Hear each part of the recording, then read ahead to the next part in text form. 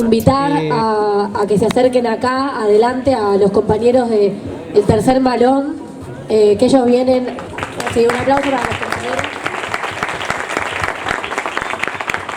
Vienen a contarnos un poco la pelea que vienen dando, así que no voy a resumir nada yo, les voy a dar la palabra a ellos.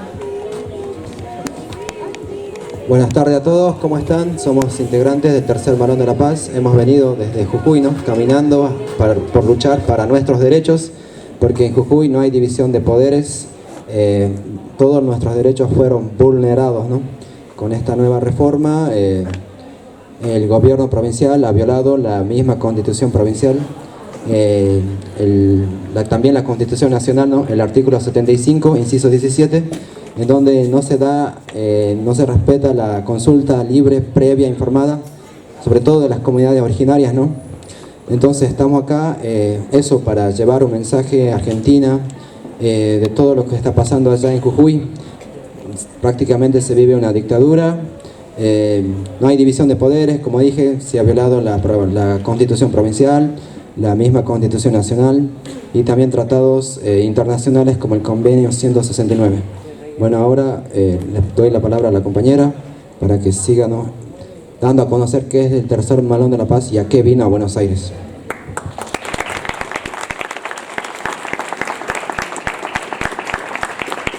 Buenas tardes, estudiantes, futuro de este país. Mi nombre es María Farfán, como el hermano José Kuntur, venimos desde Jujuy, reclamando por dignidad a nuestra vida, con las consignas principales de nulidad de la reforma constitucional de Jujuy, intervención de la provincia de Jujuy, promulgación de la ley de propiedad comunitaria y cese de la persecución, hostigamiento que están sufriendo las compañeras y compañeros que están como nosotros en la calle luchando por nuestros derechos. Hoy tenemos varias compañeras que están sufriendo esa persecución, de hecho ya han entrado a la Cámara para empezar sus juicios y armarle causas a las compañeras con realmente agravantes millonarios que tienen que pagar por protestar acerca de la reforma de la Constitución. Nosotros como naciones preexistentes reconocemos este suelo, este territorio de la Universidad Nacional de Buenos Aires como propio. Todo lo que delimita este país llamado Argentina es nuestro territorio. Nosotros habitamos a Villa Yala hace 20.000 años, de norte a sur. De norte estoy refiriéndome allá, Alaska, Canadá, desde allá hasta el sur, hasta acá Argentina, Chile. Hoy por hoy nuestros derechos están siendo violentados en la provincia de Jujuy, pero las naciones preexistentes de todo el territorio de Villa Yala estamos resistiendo en México, en Brasil, en Canadá, en Bolivia, en Ecuador, y siempre necesitamos el factor comunitario, que es que todas y todos apoyemos la causa, en este caso del Malón de la Paz, de los pueblos preexistentes que les dieron la oportunidad a todas las personas que habitamos este territorio de vivir justamente acá. En muchos casos a través de la violencia, como sabemos históricamente que sucedió, el genocidio de nuestra gente, de nuestros abuelos, todo eso pasó en este territorio y hoy estamos de nuevo de pie luchando por la defensa de nuestro territorio, por la defensa y la integridad de nuestras vidas, del agua, de la naturaleza. Nosotros somos guardianes de la naturaleza y lo que estamos haciendo aquí es invitarles a ustedes que también se sumen a la causa y que como nosotros sean guardianes de la vida y de la naturaleza. Si las empresas multinacionales extractivistas siguen yendo sobre nuestros territorios, lo único que nos va a quedar es un territorio yerto, muerto, donde no vamos a poder habitar nosotros ni ninguna especie. No podemos permitir que esto suceda dentro de nuestra provincia, dentro de nuestro país. Por eso estamos hoy aquí y también invitándoles a que se hagan parte, que se sumen como puedan. A veces no pueden venir a Plaza Lavalle, donde estamos en resistencia, pero cualquier aporte que ustedes puedan hacer acerca de lo que estamos, en nuestras asignaturas del Malón de la Paz, que puedan compartir, que puedan conversar, que ustedes desde su propia voz puedan contarle a las personas de qué se trata el Malón de la Paz. Es importante para nosotros que suceda esa comunicación. Así que bueno, agradecerle aquí a toda la mesa panel, a Lourdes que nos presentó, a toda la gente que hizo posible que estemos esta tarde acá. Y ¡Jayaya!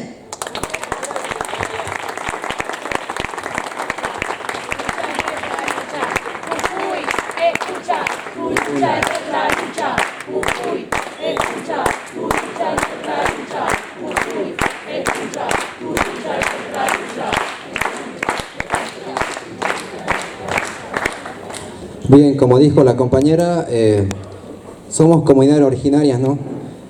No nos creemos dueños de la tierra, sino guardianes, ¿sí? Guardianes del lugar, porque sabemos que el agua, la tierra, ¿no? Es vida. Es por eso que estamos acá, y también eso, pronunciarse, ¿no? Que no venimos en defensa de ningún partido político, ¿sí? O en representación de ningún partido político. Lo que estamos haciendo es defendiendo los derechos. Como dijo ella, somos comunidades preexistentes. En Jujuy, en La Puna, hay comunidades que datan hace 8.000, 10.000 años atrás, ¿sí? Eso, y llevar un mensaje que no es posible que en Argentina, siendo un país tan rico, haya 50% de pobreza, ¿no? O sea, ¿qué está pasando? ¿Qué está fallando? En las comunidades originarias nosotros tratamos de manejar el poder de forma horizontal, ¿sí? Decidir en asamblea, por ejemplo, si estamos todos acá, charlamos, debatimos y decidimos todo, y no como lo hace el poder hegemónico, ¿no? Siempre de forma vertical o piramidal. Entonces, más o menos también el tercer Malón de la Paz busca eso, llevar un mensaje de conciencia, ¿no? A toda la sociedad argentina y Latinoamérica. Sabemos que lo que pasó en Jujuy, lo que está pasando en Jujuy ha pasado en Bolivia con el golpe de Estado, también pasó en Perú recientemente en este año. Bueno, entonces como que las transnacionales, ¿no? Vienen a por los recursos naturales, también por el litio, así que eso, sepan que lo que pasa en Jujuy no es un caso aislado, que sino también, ¿no? Todos deberíamos ser parte de esta lucha, ¿no? Que son en recursos naturales. También lo pudimos ver en la Patagonia, el caso del lago escondido y muchísimos otros casos, ¿no? Así que eso, sepan que nuestra lucha también, ¿sí? Es su lucha. Y bueno, Jalialia, ¿no?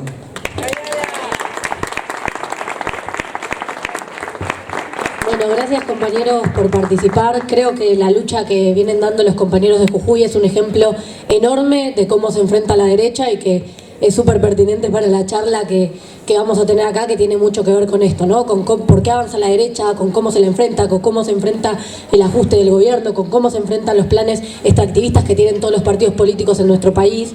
Entonces me parece que está muy bueno que hayan podido participar, y recordarles también que va a estar girando por ahí el Fondo de Lucha. Ahí está Caro con el Fondo de Lucha. Quienes quieran colaborar con ellos, estaría bueno que se sumen. Bueno, y sin más preámbulos voy a presentar a nuestros panelistas. Está acá con nosotros Chipi Castillo, que es docente de la facultad y es candidato a diputado por la provincia de Buenos Aires. Andy, nuestra compañera, bueno, Andrea Datri, nuestra compañera fundadora de Pan y Rosas y candidata a legisladora acá en la Ciudad de Buenos Aires. Y Pato del Corro, compañero también de Sociología y candidato a diputado.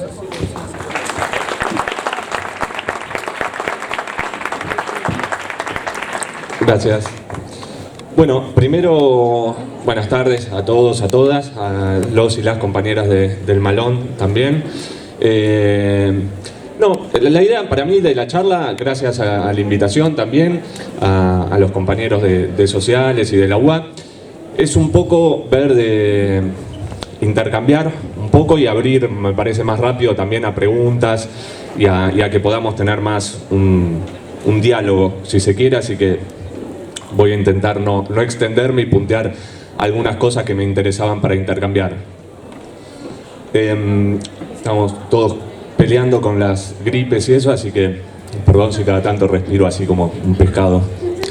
En primer lugar, ya ha pasado bastante de las elecciones, pero me parece que es importante sí tomar algunas definiciones, sobre todo en el punto a pensar de cómo estamos transitando una crisis acumulada en Argentina, una crisis que es económica y que es social también, y pensar los resultados de las elecciones y las peleas que tenemos en ese sentido, mientras vemos que por arriba hay un consenso muy importante de los partidos tradicionales en cuanto a que todo el mundo dice que hay una crisis, y eso es evidente, y lo que están proponiendo desde los partidos tradicionales todos es un consenso del ajuste muy marcado por aceptar un cogobierno en el país con el FMI, un consenso que, como marcaban las y los compañeros del Malón, está muy ligado a un avance del extractivismo, muy ligado a un avance de la financiarización de toda la vida y de esas actividades, ligados a la deuda,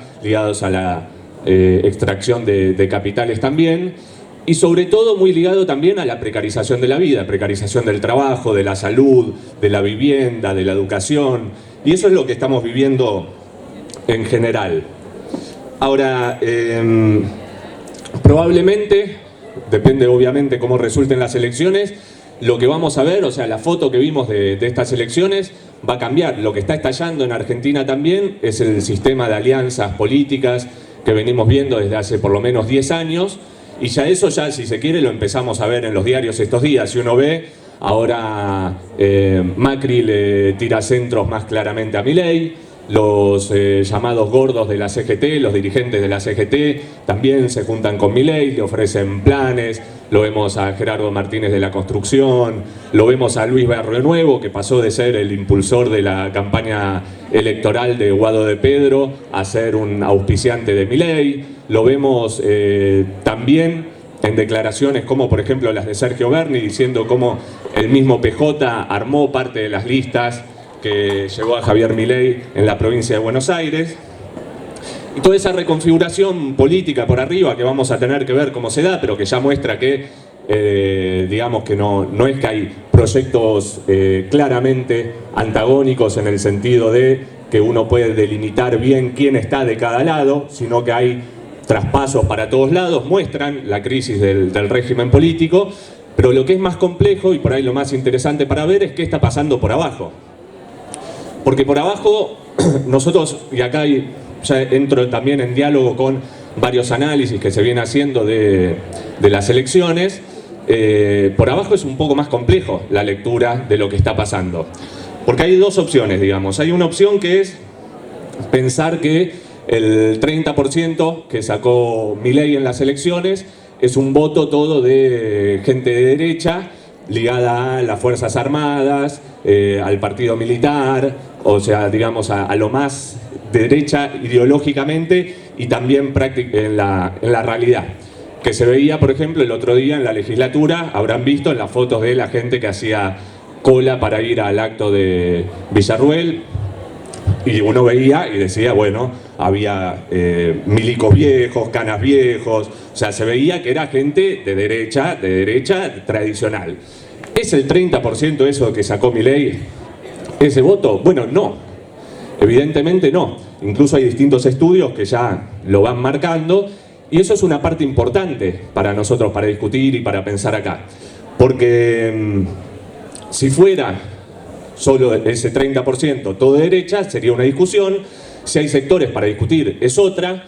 Y después también hay una discusión que es, si se quiere instalar que es todo eso, ese voto es un avance de la derecha sin ninguna contradicción, también tiene una finalidad política, que es discutir que si ese candidato es de ultraderecha y todas esas personas son de ultraderecha, bueno, fortalecer la idea de que hay que ir generando un mal menor como respuesta política.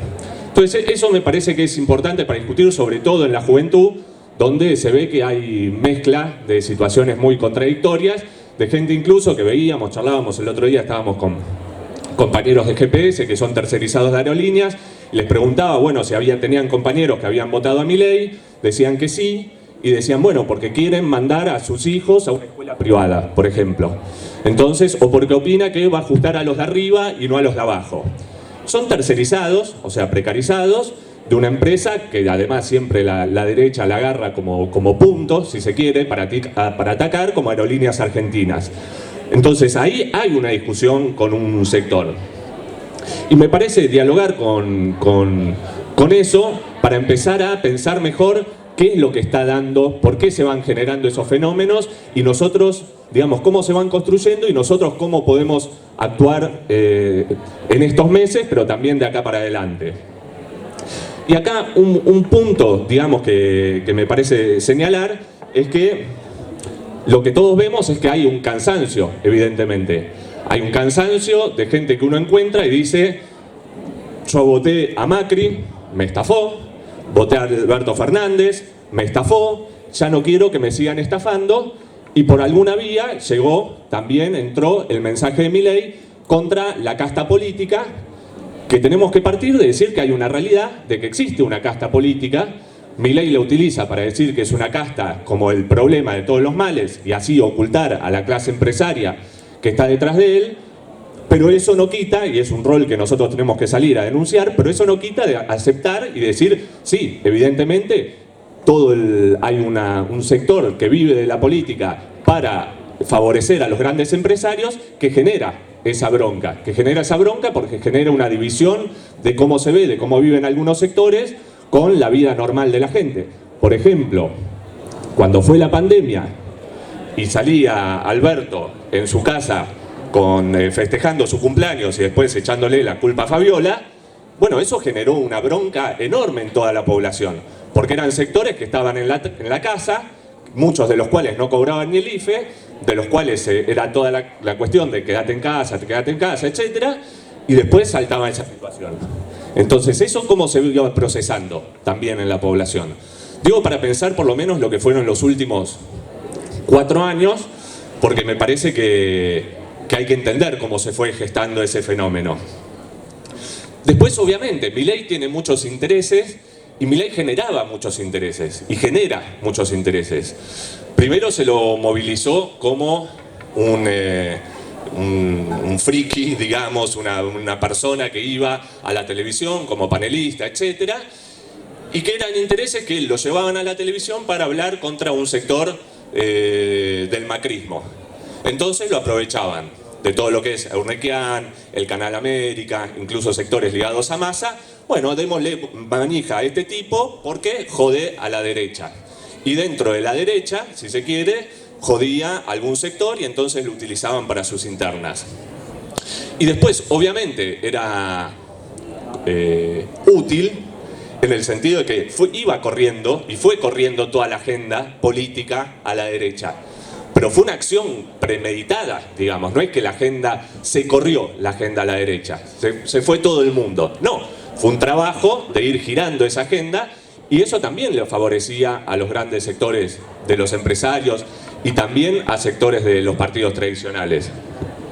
Entonces, esos intereses de cómo afectó Milei y sobre qué trabajó, me parece que es importante que nosotros los vayamos hilando más fino, porque hace una discusión de cómo actuar ahora y entender y cómo enfrentarlo y no simplemente decir, bueno, es un avance de la derecha unilateral, sino que fue producto de políticas y también de discusiones que nosotros tenemos que desandar. Y acá quiero sumar un punto que es el eje de lo que me interesaba por lo menos plantear a mí para el intercambio, que se viene dando menos en los análisis políticos, si se quiere, de periodistas, del mundo académico, de la izquierda, de la centroizquierda, del progresismo, o como querramos decir. ¿Qué es el rol que han venido teniendo en los últimos años las organizaciones de masas? Cuando digo las organizaciones de masas, digo, ¿cuál es el rol que vienen teniendo en los últimos años los sindicatos? ¿Cuál es el rol que vienen teniendo en los últimos años los centros de estudiantes? ¿Cuál es el rol que vienen teniendo en los últimos años la política que se viene teniendo hacia enormes movimientos como por ejemplo el movimiento de mujeres o hacia el movimiento ambientalista? Entonces ahí me parece que hay un punto importante para agarrar, pues nosotros tenemos que pensar que 8, 10 años, pongamos diciembre de 2017, 5 o 6 años de enorme pasividad en Argentina con un nivel como ajuste que hay, no es la norma histórica. Argentina no es históricamente un país donde hay baja lucha de clases o no se sale la población no sale a movilizarse frente a los ataques o cuando hay grandes ajustes. Esa no es la norma, especialmente no para los que son más jóvenes, en general todos en la sala, por lo menos que yo. No es la norma y nosotros tenemos que entender por qué esa pasividad durante tanto tiempo. Esa pasividad me parece que no la podemos entender si no entendemos el rol que tuvieron y la política que tuvieron sectores de las conducciones, de esos sindicatos, de esos centros de estudiantes, del movimiento de mujeres, del movimiento ambientalista, de todas esas organizaciones o movimientos que tienen peso en Argentina como para salir a la calle y cambiar la relación de fuerzas o para dar la pelea política. Entonces, acá retomaba un libro que sacaron dos autores, que a veces lo cita Fernando Rosso y antes lo citaban más periodistas del mundo de la izquierda y la centroizquierda y ahora lo dejaron de citar por problemas políticos probablemente, que se llama Brasil Autofágico, que toma la experiencia de Lula con el PT y cómo Bolsonaro llega al poder. Y abren una discusión que a mí me resulta interesante para pensar, porque obviamente no hay un copy-pegue de lo que fue la experiencia de Brasil con lo que puede pasar en Argentina, son países distintos y son fenómenos distintos, el de Bolsonaro y el de Milei, después podemos charlar más de eso, pero el libro este que se llama Brasil Autofágico toma los límites que tuvo el PT a principios de este siglo, en el sentido de basarse en una política centrada en el extractivismo y en la financiarización de lo que es, apostar todo a un cogobierno también con los grandes bancos, con las grandes finanzas de ese país, sin tocar los problemas estructurales, o sea, sin cambiar en nada la estructura económica del país y sin tocar, sobre todo, o manteniendo lo que es un aumento en la precarización de la vida en el sentido de lo que charlábamos, ¿no? Precarización del trabajo, precarización de la salud, precarización de la educación. Porque después hay varios autores que toman, ¿no? Y dicen, bueno, claro, surge una conciencia individualista porque cada vez la gente está más precarizada y entonces en tu trabajo vos, el que tiene una conciencia tipo Uber o Rappi, que no tiene una conciencia colectiva como clase trabajadora, sino que es una discusión con sectores que se consideran emprendedores o que se salvan por sí mismos. Ahora, eso es una política que tiene una base, pero es una base material, digo en el sentido, y esa base material son políticas que también se fueron desarrollando. Si uno dice, bueno, hoy veía un video, ¿no? Que no sé si será tan así o no, eso sí es más complejo, diríamos acá en sociología, digamos, con Chipi, pero decía, bueno, invitaba a todos los de Rappi a decir, bueno, vamos a defender las ideas de la libertad, etcétera. Ahora, si eso es verdad, incluso, que habría que discutirlo o profundizar mejor, tenés que decir, bueno, pero ¿cómo se desarrolló esa política de precarización de la vida y del trabajo? Eso no es que se desarrolla como sale el sol o se hace de noche y son fenómenos naturales, sino que tienen una experiencia, sino que tienen un fondo político o son producto también de decisiones políticas. Esto no cuestionar ese modelo y basarse en el extractivismo trajo las condiciones necesarias, si se quiere, para el desarrollo de estos fenómenos que después, cuando explotan, digamos, también estos dos autores toman como por ejemplo durante el último gobierno de Dilma, con la discusión de para que no avance a la derecha, se le daba más poder a los militares, se le daba más poder a los ministros ligados a los grandes bancos, se le daba más poder a sectores como Temer, que fue el que le termina dando el golpe institucional a Dilma, se lo pone como vicepresidente. Entonces, ¿cómo con ese discurso de contener, incorporando la agenda de la derecha e incorporando a sectores que en persona son los representantes de esa derecha, se iba a enfrentar a la derecha? Y después, cuando todo explota, uno se pregunta, ¿no? ¿Y por qué avanzó la derecha? Bueno, había toda una serie de capítulos que podían indicar que entonces si vos le dabas a los ministros a la derecha, le dabas más poder a los bancos, le dabas más poder a los militares, etcétera, eso no iba a ser gratuito. Y sobre todo, por no cuestionar el modelo que estamos viviendo en Latinoamérica, sobre todo, de extractivismo y financiarización. pensemos en Sergio Massa diciendo en las últimas semanas, bueno, que hay que pensar la cordillera como si fuera una torta. ¿Qué es eso, digamos, cuando vienen los compañeros de Jujuy, que no pensar cuáles son las consecuencias del extractivismo en Argentina? O sea, ahí claramente se hace de esas dos grandes políticas una razón de Estado. Eso no se discute. Que la clave del país tiene que ser el extractivismo y las finanzas y el pago al FMI, eso no se discute, no, se saca de toda discusión. Y esas tensiones que, bueno, que también van generando nuevas ideologías. Andy el domingo sacaba un artículo en Diálogo, una crítica a Dubet, que es un tipo que ¿cómo? Claro, que por ahí se lee acá también, es el que escribió Las Pasiones Tristes, La Era de las Pasiones Tristes, algo así. Ahora sacó un nuevo libro y Andy se adelantó, digamos, y le hacía un buen cuestionamiento en este sentido, en el de decir, bueno, ¿de dónde salen esas políticas? Porque si no, nosotros nos quedamos solo en el diagnóstico. Bueno, la precarización de la vida hace una conciencia más individualista. Sí, pero ¿qué pasó para que haya una precarización de la vida? ¿Cómo se llegó hasta ahí? Si no nos preguntamos eso, es como no preguntarse una parte central de las políticas. Y con este punto ya cierro, digamos, le paso a Andy. Me parece que es importante esto porque hay un punto que estos dos autores de Brasil Autofágico toman un poco, pero no tanto, y que si ustedes van a ver todos los análisis que se hacen de por qué avanza la derecha, etcétera, no se toma, o se toma muy poco, que es lo que les comentaba, que es qué rol tuvieron las organizaciones de masas para que, por ejemplo, uno crea que los sindicatos no son parte de quienes van a defender a la clase trabajadora. Porque, digamos, toda esa política se va construyendo.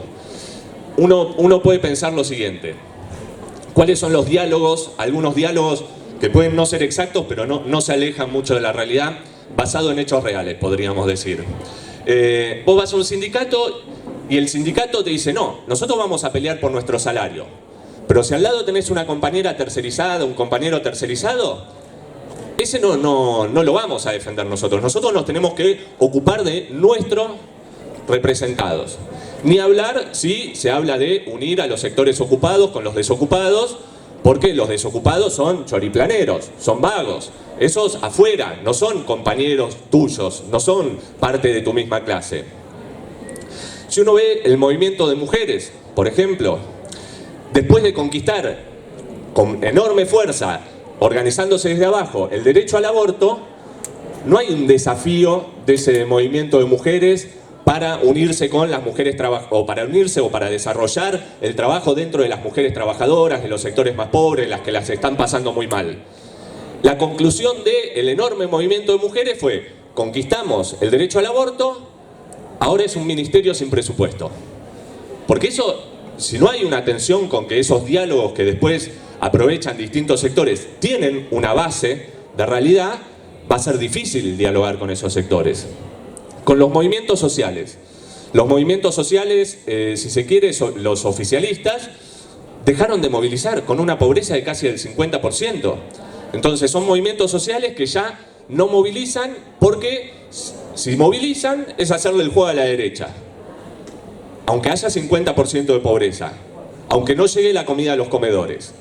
Esas movilizaciones, digo, que son cientos de miles de personas que podrían estar en las calles. Los centros de estudiantes. Ustedes piensan acá, la mayoría son compañeros de las facultades, el rol de la franja morada en el movimiento estudiantil ha sido clave. Despolitizar al movimiento estudiantil y vender que los centros de estudiantes son fotocopiadoras y son bares, y nada más. Y el peronismo obviamente se adapta a eso. Lo vemos ahora con que hasta cancelaron que puedan ser todos los años las elecciones. Ya ni siquiera eso, es cada 2 años. O están los compañeros de filo que pueden contar cómo la gestión le saca un horario de cursada y el centro de estudiantes, en vez de estar con los estudiantes, apoya la gestión, porque si no es hacerle el juego a la derecha. Entonces son toda una serie de movimientos que han ido calmando a lo que son las organizaciones de masas. Y yo cierro con esto. Cuando les decía que la pasividad que hay, que estamos viviendo en Argentina, no es normal, yo quiero hacer un raconto rápido desde lo que fue diciembre del 2017. Diciembre del 2017 fue la estocada al gobierno de Macri, que salió la reforma o la contrarreforma previsional, pero todo el mundo dice, ahí el gobierno de Macri murió como gran proyecto porque no podía imponer las reformas que quería. Después de ese 2017, movido en las calles y que se frenó ese proyecto estratégico de Macri, ¿qué pasó? Pasó que cuando apareció Santiago Maldonado muerto, justo antes de las elecciones, no te movilices. También, porque si no, era hacerle el juego a la derecha. Pasó que después de todo lo que fue el 2019, la expectativa era, hay 2019, dejemos pasar los últimos 2 años de ajuste de Macri, porque hay 2019. Pasó que no te movilices en la pandemia, porque aunque no cobres el IFE, si te movilizás, le haces el juego a la derecha. Pasó el desalojo de Guernica, y pasó no te movilices porque salir a apoyar a las familias sin techo que pelean por una vivienda era hacerle el juego a la derecha. Pasó que mataron a Facundo Molares pocos días antes de las elecciones en el Obelisco, en pleno centro porteño, y la idea era no te movilices, porque le vas a hacer el juego a la derecha. Y el último día, bueno, acá está Alejandrina, que estuvimos en la legislatura, porque Villarruel convoca a un acto negacionista en la legislatura, en un lugar institucional, nos movilizamos y gran parte de las organizaciones del peronismo, los sindicatos que conducen el peronismo en la Ciudad de Buenos Aires, etcétera, no te movilices, porque le vas a hacer el juego a la derecha. De hecho, estábamos ahí con Alejandrina, los diputados del Frente de Izquierda, haciéndoles un contraescrache a los tipos. No había otros tipos, no estaban los diputados del oficialismo a nivel nacional. Entonces, yo con esto lo ligo a una conclusión. Uno, lo que les decía de diciembre de 2017, y lo otro es, cuando se habla de todo este avance de la derecha, tomemos el último ejemplo. ¿Cómo se frenó el 2x1 que querían instaurar contra los genocidas durante el gobierno de Macri? Se frenó en las calles, no se frenó de otra manera.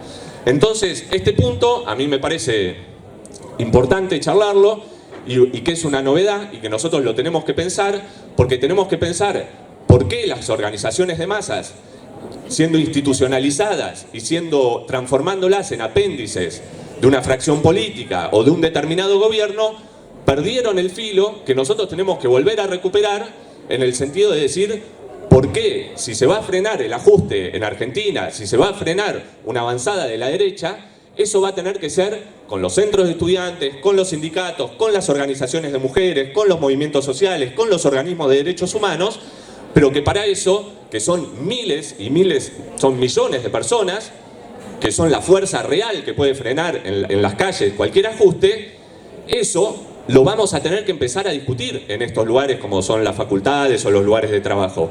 Porque ahí es donde está la explicación de por qué avanza la derecha sin contradicciones y sin un enfrentamiento con estos sectores.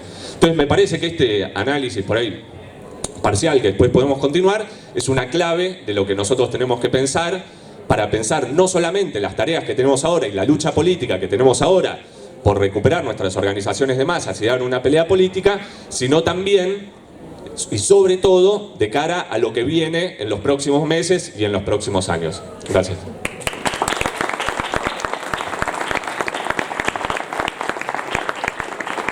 Bueno, buenas tardes. Yo voy a continuar un poco con lo que plantea Pato, o mejor dicho, tratar de profundizar en un ejemplo que es el del movimiento de mujeres, algunas de las cosas que planteó Patricio recién. El voto a Milei, voy a citar una frase de François Dubet para mi amigo Matías, que me dijo que hablara de Dubet.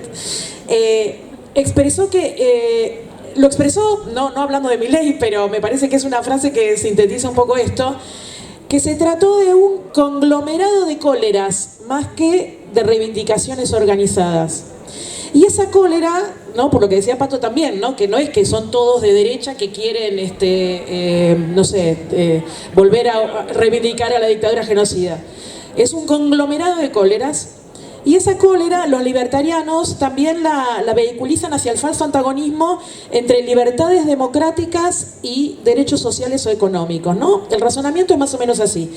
Las feministas serían privilegiadas porque les dieron un ministerio, dan conferencias, como esta que está acá, hacen encuentros, les dieron el derecho al aborto, pero nosotros no tenemos nada, tenemos que rompernos el cuerpo pedaleando 12 horas para Rappi y no tenemos nada. Ese argumento que opone entonces derechos democráticos o libertades civiles, digamos, a derechos sociales, no es exclusivo de los libertarianos. El gobierno se apropió de la marea verde, vieron que hasta Cristina se declaró feminista en el 2018, se apropió del derecho al aborto, propuso un proyecto de ley propio, desmovilizó y cooptó a las referentes más destacadas del movimiento que se hicieron funcionarias. Los reclamos feministas pasaron entonces a ser, de ser un movimiento que se saludaba con mucho entusiasmo, pasaron a ser inapropiados, porque ante la crisis del gobierno por el resultado adverso de las elecciones del 2021, no sé si recuerdan, el problema central era cerrar filas, y entonces nos dijeron que las feministas éramos un puñado de mujeres de clase media de capital, que no entendíamos a las mayorías populares, que sufrían una urgencia económica, y nosotras veníamos con planteos que eran de un grupo selecto, digamos. Pero es al revés, porque somos la inmensa mayoría, las y los, que sufrimos las consecuencias del ajuste. Incluso lo escuchamos en boca de varias feministas kirchneristas, ¿no? Como argumento para acallar las críticas de otras feministas a los funcionarios antiderechos del gobierno, como cuando nombraron a Juan Mansur como jefe de gabinete. Lo volvieron a repetir cuando alguien osó cuestionar que propusieran una fórmula presidencial de Unión por la Patria solo con varones. Y obviamente ese antagonismo entre derechos democráticos y derechos sociales y económicos es un relato arbitrario, porque mientras una mujer es asesinada cada más o menos 26, 30 horas en Argentina en los últimos años por la violencia machista, el recorte presupuestario a los programas que atienden la violencia de género fue enorme y no se construyeron ni la 10ª parte de los refugios, por ejemplo, que había propuesto este gobierno cuando asumió la presidencia Fernández. Es decir, que el ajuste pactado con el FMI tiene una incidencia, aunque sea de manera indirecta, en los femicidios que podrían haberse evitado. Lo mismo con el derecho al aborto. Sergio Massa es responsable del presupuesto 2023 de ajuste fiscal, que implicó un ajuste de gran magnitud en varias áreas, incluyendo el área de salud. Un sistema público de salud puede hacer frente a las demandas de interrupción voluntaria del embarazo con falta de recursos y con una sobrecarga de demanda de pacientes que se cayeron de los sistemas privados, de las coberturas médicas privadas o incluso de las obras sociales porque perdieron su trabajo, porque están trabajando en situación irregular, porque ya no tienen plata y recortan la cobertura privada y pasan al hospital público. Bueno, podemos abundar en cifras que muestran, ¿no?, la situación de pobreza, desigualdad y enormes carencias de la abrumadora mayoría de las mujeres. Pero la insistencia discursiva del gobierno en la ampliación de derechos desde el Estado oculta cínicamente la profunda degradación de las condiciones económicas y sociales en las que vive cotidianamente la población que tendría que ser la destinataria de esos derechos y en las condiciones en las que estos derechos deben ser garantizados, ¿no? Y lo peor, creo, para apuntar más a lo que planteaba Pato hacia el final, fue la estatización del feminismo. La estatización del feminismo, me refiero que el feminismo de Estado, el feminismo institucional, el feminismo de ministerios, con lenguaje de género y algunos gestos progresistas, terminó siendo parte, sin ningún tipo de cuestionamiento, ni ruptura, ni contradicción abierta, de un gobierno que implementó las políticas de ajuste que crearon esta situación de 46% de pobreza, en la cual la enorme mayoría son mujeres, somos mujeres. Que el feminismo se ha identificado con el Estado por la derecha, y este es un discurso permanente en Milei, ¿no?, y los libertarianos. El mismo Estado, digamos, que aplica las políticas de ajuste, que devalúa un 22% al día siguiente de las elecciones, que otorga una ayuda de miserables 500 pesos a los monotributistas para paliar las penurias que ocasionó la devaluación y que deja sin ninguna medida paliativa a millones de personas que viven de changas, de venta ambulante, prestando servicios en condiciones precarias, como trabajadoras de casas particulares sin regularizar. Eso no es solo una maniobra discursiva de Milei. La institucionalización del feminismo que emprendió el gobierno es funcional al ataque que hacen las derechas, porque pregonan una agenda limitada para el movimiento de mujeres e incluso a veces superflua para que no choque con la dirección central más general de la política del gobierno, que es de ajuste y precarización de las condiciones de vida de millones de personas. No es que hay ministras que dicen, bueno, basta, no vamos a seguir, vamos a romper con este gobierno porque es contradictorio el curso que tiene el gobierno de precarización, de ajuste, de obedecer los dictámenes del FMI con la situación de las mujeres, que cada vez es peor en la Argentina. Y sobre todo porque el feminismo institucionalizado fue funcional a retirar al movimiento feminista, al movimiento de mujeres de las calles, como decía Pato, ¿no? Que es donde con la lucha y la movilización ganamos todo lo que hemos ganado. Si el feminismo es parte del sistema, entonces podríamos decir que se la estamos dejando picando a la derecha para que venda demagógicamente una supuesta rebeldía antisistema de derecha, aunque sepamos nosotros que no lo son, ¿no? Pero el feminismo es un movimiento, no es un ministerio, ni un partido político, es decir, es diverso en su composición social como también en sus posiciones políticas e ideológicas. Después voy a retomar algo de esto.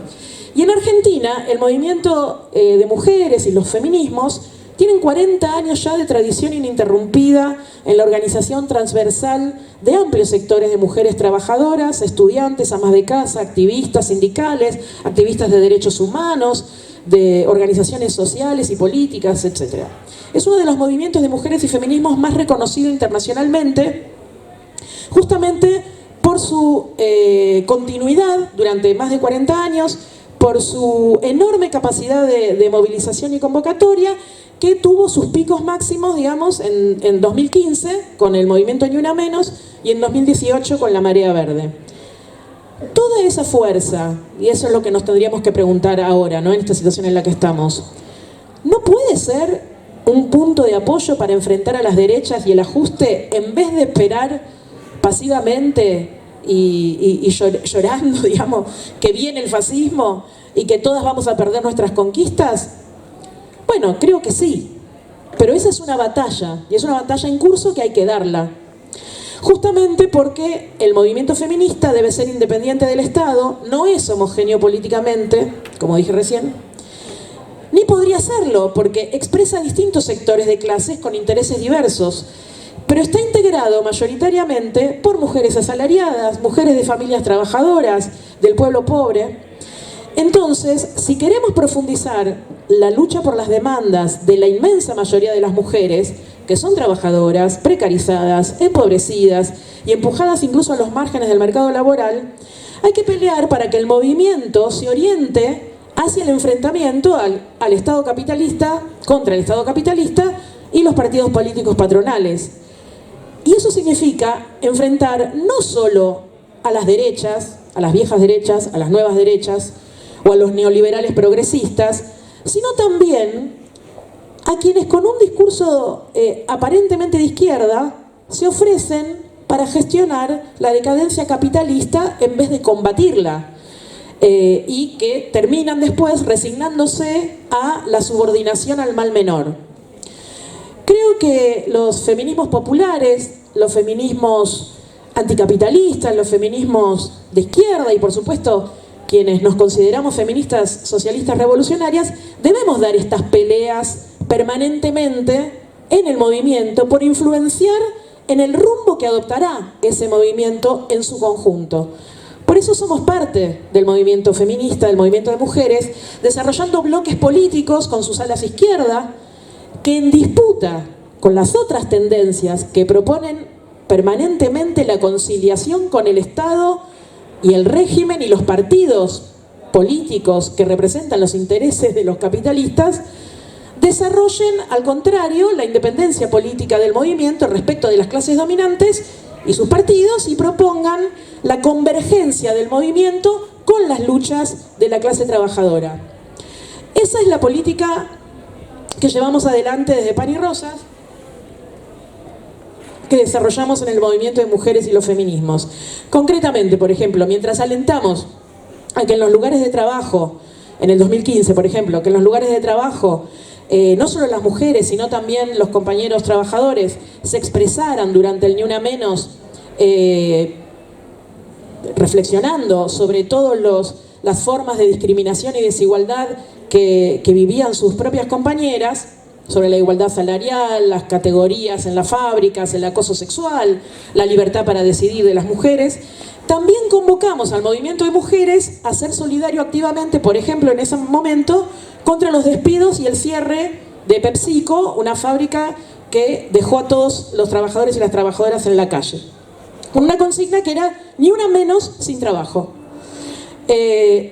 Estableciendo ese diálogo entre la clase trabajadora y el potente movimiento de mujeres que en ese momento se había expresado por Ni Una Menos. Lo mismo cuando fue la toma de tierras de Guernica. Ni una menos sin vivienda fue la consigna, ¿no? Al tiempo que alentamos la conformación de una comisión de mujeres en la toma de tierras, que luego fue el germen de la actual Asamblea Permanente de Vecinos y Vecinas, que todavía sigue peleando por techo y trabajo digno, impulsamos a que el movimiento de mujeres apoye esa toma de tierras. Y aunque no me voy a explayar porque Patricio también algo mencionó, también batallamos en los lugares de trabajo para formar corrientes que disputen a la burocracia sindical la orientación política de los sindicatos, para pelear por la unidad de las filas obreras, que hoy están fragmentadas entre planta y contratados, entre hombres y mujeres. Las mujeres siempre tienen los trabajos más precarizados, monotributistas, bueno, todo tipo de contrataciones y precarización. Y que levanten, además, los sindicatos, las demandas de los sectores más oprimidos de la clase trabajadora, como mujeres, como inmigrantes, como jóvenes, como personas racializadas. Por eso nosotras peleamos, por ejemplo, durante la lucha por el movimiento al aborto, por el derecho al aborto, aunque no lo conseguimos, que las centrales sindicales llamaran a un paro nacional para que se imponga el derecho al aborto, para arrancar el derecho al aborto en el Congreso. Y no solo un paro feminista, que relativamente es simbólico y no efectivo, no afecta las ganancias de los capitalistas, no afecta el funcionamiento del sistema permanentemente. Bueno, pero volviendo al movimiento de mujeres, ¿por qué las mismas organizaciones feministas que se solidarizaron con PepsiCo no llamaron a una gran movilización nacional en defensa de las mujeres de Guernica, donde Bernie reprimió brutalmente a mujeres que estaban solas con sus hijos construyendo sus precarias viviendas? Porque un hecho ocurrió bajo el gobierno de Vidal, el gobierno macrista de María Eugenia Vidal, y el otro hecho ocurrió bajo el gobierno kirchnerista de Axel Kicillof, progresista. Quien repite entonces a esta altura que en los movimientos sociales no hay orientaciones políticas, es ingenuo o es un cínico que quiere evitar que se expresen las posiciones de quienes cuestionan las de los oficialismos respectivos, ¿no? Esta batalla dentro de los movimientos sociales, que es una batalla política, se puede ganar, se puede perder, se puede avanzar pequeños pasos, pero lo que no se puede es dejar de darla. Y menos que menos dejar de darla y sentarse a llorar porque la derecha avanza de manera imparable, digamos, ¿no? Ayer, por ejemplo, se hizo la tercera asamblea abierta convocada por el colectivo Ni Una Menos para preparar una movilización para el 28 de septiembre, que es el Día Internacional de Lucha por el Derecho al Aborto. Ahí estábamos con Brenda, que está acá sentada en primera fila. Las agrupaciones más ligadas al gobierno querían que la convocatoria fuera con esta consigna: la libertad es nuestra. Y una mención no solo al ajuste, que lo está llevando adelante este gobierno, sino ni siquiera a la derecha. Nosotros esperábamos que quisieran denunciar solamente a Milei y no quisieran denunciar al gobierno. Ni a Massa, con nombre y apellido, menos que menos. Pero ya ni siquiera denunciar a la derecha. O sea, ¿cómo piensa enfrentar esta gente a gente que reivindica la dictadura, que se junta con genocidas que torturaron embarazadas, secuestraron niños, que son amigas del sanguinario Echecolatz o de Videla, con una bandera que diga la libertad es nuestra? Es un chiste. Después dijeron, bueno, mencionemos a las nuevas derechas. Las nuevas. Claro, porque quizás Massa es de las viejas derechas, la vieja derecha menemista es Massa. ¿Y Bullrich? No mencionamos a la derecha de Bullrich porque ya están preparando que en un eventual posible balotaje entre Bullrich y Milei, Bullrich es el mal menor. Bueno, finalmente, por los insistentes argumentos, entre los cuales estuvo el de Brenda, que estuvo muy bien, de todas las agrupaciones de izquierda, del Frente de Izquierda y otras que no son del Frente de Izquierda, las compañeras de Ni Una Menos y de la campaña por el derecho al aborto propusieron una fórmula de consenso y se consensuó que la marcha va a ser convocada por el derecho al aborto, la ESI, por vidas dignas, contra las derechas, el ajuste y el FMI, la libertad es nuestra. Bueno, pero logramos una convocatoria que realmente mencione que hay un ajuste en curso, además de un avance de la derecha. A la derecha hay que empezar a enfrentarla ahora, en las calles, como decía Patricio, denunciando el ajuste en curso sobre el cual se monta la demagogia de Milei para ganar en las urnas. Y por supuesto, también siendo coherente a la hora de votar con lo que uno defiende y por lo que lucha todos los días. Porque si sos feminista, y esto se lo robé a Cristian de una charla que dio en La Plata el otro día, ¿te parece que podés votar a un hombre de la embajada norteamericana menemista que considera que las maestras son responsables de la crisis de la educación pública? Un ministro bajo cuya gestión se disparó la inflación a niveles insoportables y peor de insoportables para las jefas de hogar que están a cargo solas de sus hijos. Son los hogares más pobres del país.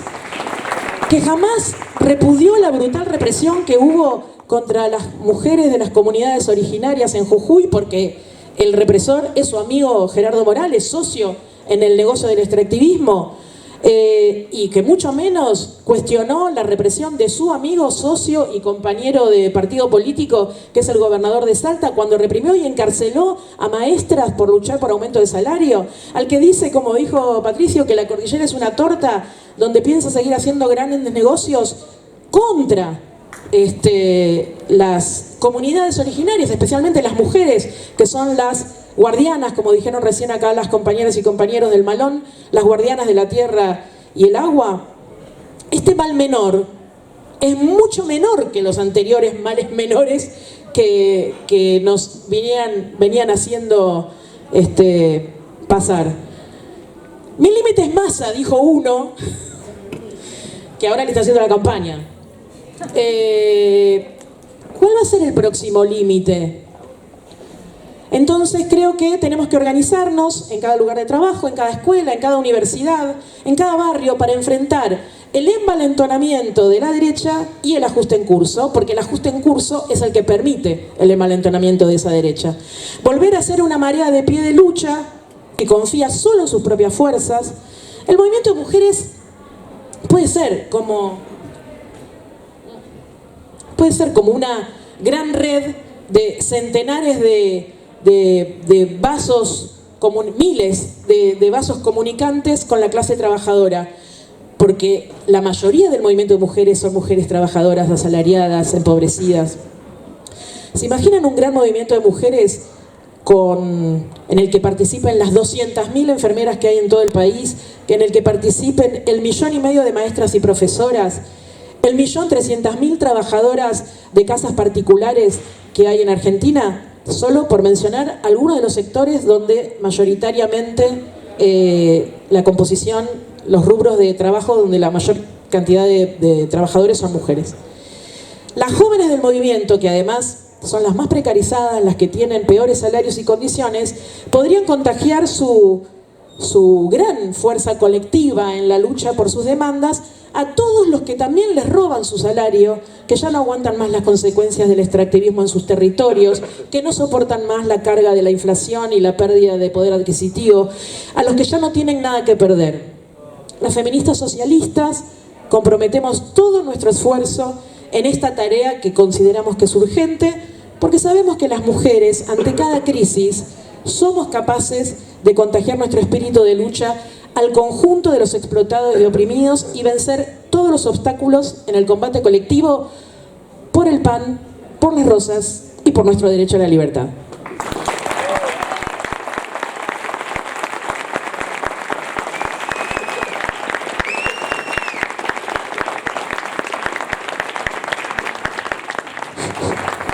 Bueno, buenas tardes compañeras, compañeros. Yo creo en primer lugar que podemos reflexionar en distintos niveles y entonces primero quería hacer un planteo de lo que se puede llamar el mediano plazo, que está un poco opacado por cómo se va a desarrollar el proceso electoral.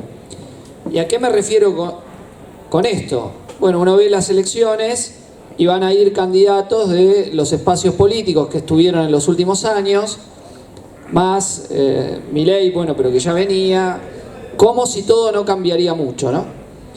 Y sin embargo, acá lo que hay es un estallido del sistema político tal como venía existiendo en la Argentina. Y es probable que cuando asuma el nuevo gobierno ya no exista más ni Unión por la Patria, ni Frente de Todos, ni Juntos por el Cambio, ni la propia Libertad Avanza y surjan nuevas coaliciones políticas.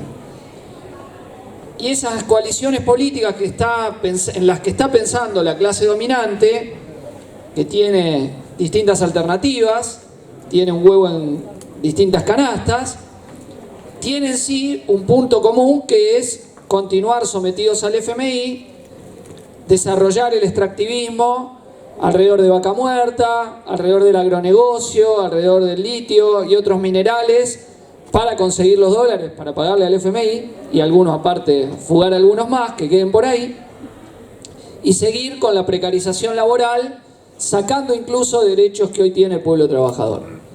Entonces ellos se preparan para eso, e insisto, no piensen que lo que hoy hay son los bloques políticos que vamos a enfrentar.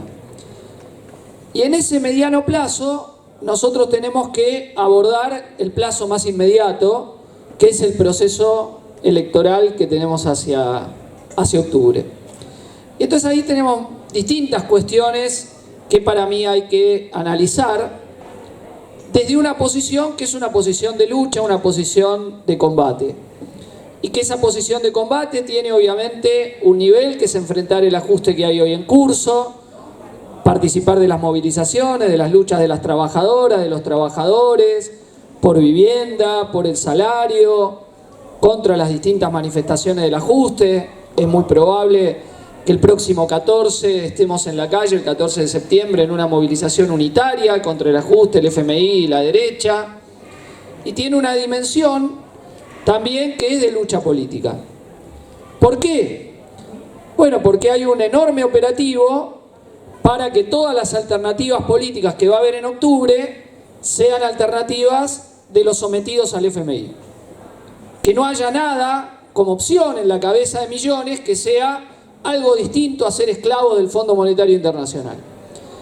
Entonces, esa es una pelea y una disputa política, y esa es a la que me quiero referir en particular. Porque obviamente que Milei haya sacado más de lo que se esperaba, alrededor de un 30%, alarmó a mucha gente y tiene razón en alarmarse, en el sentido que tiene un programa de mercantilización, liberalización, lleva como vicepresidenta a una amiga de los genocidas, dice una cosa y dice la otra, no es que tenga un programa muy claro, ¿no? Va y viene todo el tiempo en eso, chantea, como alguien, como bien decía Pato, construido desde el poder económico, a partir de una enorme exposición mediática en todos los últimos años, al punto que tiene un nivel de conocimiento equivalente a si hubiese sido presidente 8 años en la población, para tratar de canalizar el descontento con el gobierno de Macri primero y el gobierno de Alberto Fernández después. Entonces eso fue una operación de la clase dominante para tenerlo ahí disponible, una operación a la cual favorecieron todas las políticas de ajuste que viene llevando adelante este gobierno y su doble discurso permanente. Y además lo favoreció las especulaciones, porque nosotros en esta discusión política que vamos a tener y que ya estamos teniendo por la conciencia política de las trabajadoras, de los trabajadores, de la juventud, tenemos que decir algunas verdades, ¿no? El peronismo confiesa, Bernie lo dijo en C5N, que ellos le armaron la lista a Milei. Dicen, nuestros intendentes, nosotros le armamos las listas. Y no solo le armaron las listas, dice, les cuidamos la boleta en el cuarto oscuro. ¿Ah, sí? O sea que la misma fuerza política que le armó las listas a Milei, no porque lo dice el Frente de Izquierda, sino porque lo dicen desde el propio Frente de Todos, después te dice, no, me tenés que votar porque viene el fascismo. Y el gobernador de Santa Fe, Perotti, dice ante un reportaje, cuando le preguntan si la segunda vuelta es entre Bullrich y Milei, ¿a quién votarías? Dice, a Milei. ¿Ah, sí? Les decía el fascista Milei. Y Luis Barrio Nuevo, lo mencionaba Patricio también, que auspiciaba a Guado de Pedro, dice, bueno, ya saltamos con Milei. Gerardo Martínez dice, ya saltamos con Milei. Entonces uno analiza y ¿qué ve que todo un sector del peronismo está como en un trampolín esperando octubre, y muchos ni esperando octubre, para saltar a abrazarse con Milei. Entonces, ¿hay que pararlo a Milei? Hay que pararlo a Milei, obviamente. ¿Pero a Milei lo van a parar con el peronismo, con Massa? De ninguna manera. Ya la situación que estamos viviendo es que una parte importante del peronismo está empezando a acordarse de todo lo que hizo con Menem. Cuando el peronismo se abrazó al Milei de la época, que era Álvaro Alzogaray. Se abrazaron así. Besos y besos y besos, sin parar. Y llevaron adelante la política neoliberal. Y llevaron adelante los indultos. No nos olvidemos, ¿quién hizo los indultos? El gobierno de Carlos Saúl Menem. No olvidemos. Y todo el peronismo acompañó, obedeció el abrazo con Alzogaray y los indultos a los genocidas. Pero no lo vimos solo ahí. Entonces hay que recordar cuando te dicen, no, el peronismo va a frenar a Milei, el único dique. ¿Qué van a frenar a Milei? Se van a abrazar con Milei. Van a gobernar con Milei. Le van a votar las leyes a Milei. Y no lo vimos solo en el gobierno de Menem haciendo eso. Lo vimos con Macri. ¿O no le votaron todas las leyes a Macri, empezando por Sergio Massa?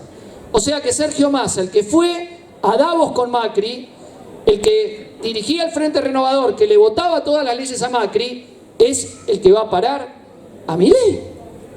Pero no nos tomen por idiotas. Sergio Massa es más probable, más temprano que tarde, que se va a estar también abrazando con Milei, más allá ahora de la campaña electoral. Y que ya estén tirando lazos para poder ver cómo van a gobernar y a votar las leyes en común. Sus diputados van a ser parte de los que van a contar, obvio, con otros de Juntos por el Cambio, y se va a formar una coalición de la continuidad del ajuste después de octubre. Entonces, nosotros tenemos que dar un fuerte debate donde, para cualquiera de las variantes de la clase dominante que se venga, si no ganamos las calles después de octubre para enfrentar el ajuste, no nos va a salvar nadie. El que crea que lo va a salvar el voto táctico al mal menor, bueno, tendrá la ilusión, pero es una ilusión. Acá los derechos de las mujeres solo se van a preservar si se vuelve a ganar las calles. Los derechos de los trabajadores que todavía hay solo se van a preservar si vamos a ganar las calles. El enfrentamiento al extractivismo solo si se van a ganar las calles. Y en ese sentido es que nosotros apuntamos a la batalla que estamos dando ahora en la campaña electoral. Que es una batalla, insisto, muy importante por la conciencia de los trabajadores y para quebrar una lógica. Una lógica que es que siempre tenés que hacer el voto táctico al mal menor. Que nunca tenés que votar por tus convicciones en una elección presidencial. Que si vos estás contra el FMI, tenés que votar a uno que está con el FMI. Que si estás con el extractivismo, tenés que votar al rey del extractivismo. Que si estás por los derechos de los trabajadores, tenés que votar a uno que ataca los derechos de los trabajadores. Que si estás por la defensa de la educación pública, tenés que votar al que te dice que los maestros son los responsables de la crisis de la educación pública. Que si estás por el techo, por la tierra, etcétera, tenés que votar al que te dice que va a desalojar a patadas a los que tomen tierras en reclamo de la vivienda. Y no que tenés que votar a los que dicen que van a luchar por los mismos reclamos y las mismas convicciones que tenés. Eso es lo que tenemos que quebrar.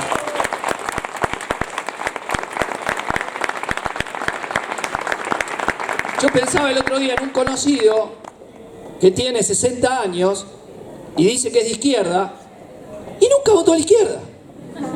No. Una vez a Alfonsín contra a Menem contra Angelós, a De la Rúa para que termine el menemismo, a contra el otro, a Scioli contra Macri, a Alberto contra Macri, y nunca votó a la izquierda. Entonces, nosotros tenemos que quebrar esa lógica de la resignación, que es que lo único que te queda es resignarse. Porque así no va a surgir una fuerza que pueda transformar esto. Y nuestro objetivo es ver si podemos aportar a que la fuerza que puede evitar la decadencia de la Argentina y transformar esta situación se puede desatar. Esa es nuestra apuesta. Es tomar, no que solo se puede resignarse, sino ver si podemos desatar la esperanza. Y en eso hay que decir la verdad. Yo creo que no es solo una coalición de cóleras, tomando lo que decía Andrea, lo que expresa el voto a la extrema derecha, sino que en un sector al menos desata una esperanza. ¿Una esperanza en qué? En una salida obviamente mágica. Y en que le van a dar lo que decía Patricio, voy a tener un voucher para mandar a mi hijo a una escuela privada, no va a haber más inflación, va a dolarizar, voy a ganar un poco más. Lo que el antropólogo Pablo Semán llama el mejorismo, esa idea, voy a mejorar un poco mi vida. Entonces hay una esperanza ficticia, puro humo. Lo de Milei va a ser ajuste, lo de Milei va a ser continuar con malísimos niveles de vida para la clase trabajadora, va a ser perder derechos a quienes tienen para que sigan sin derechos los que no los tienen, va a ser instalar una ideología muy misógina, un avance de la reacción patriarcal contra las mujeres. Todo eso va a ser y va probablemente a desalentar a una parte de los votantes, a los votantes que no son de derecha, aunque tienen una parte de voto de gente que es de extrema derecha y que antes pasaba por otro lado, estaba contenida en el PRO.